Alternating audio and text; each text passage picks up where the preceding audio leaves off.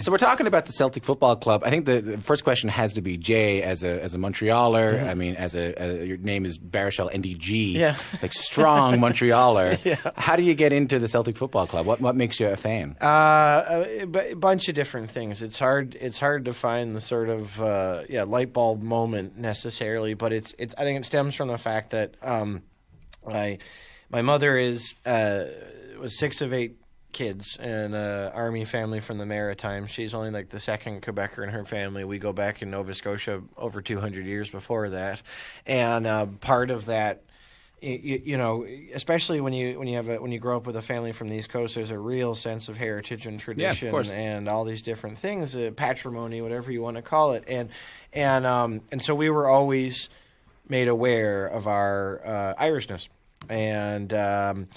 and so when I was a teenager and I saw Henrik Larsson score a goal for Celtic, and then shortly after that saw Aidan McGeady come on the scene, and he was one of my favorite players, still one of my favorite players of all time.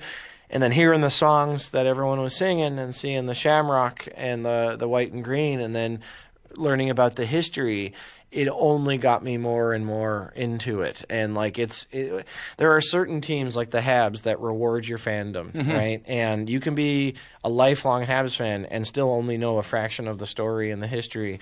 And Celtic is one of those teams. And like the Habs, once I've joined this fraternity, it's seen me in such good stead. I've had strangers open their worlds and their lives to me, from the small end of kind sentiment to constant offers to sleep over places and stuff. And I just so basically carried away in the storm of history, heritage, culture, and the story of the Irish immigrant saga, which is, you know, has a lot to do with my family and is the origin myth of Celtic.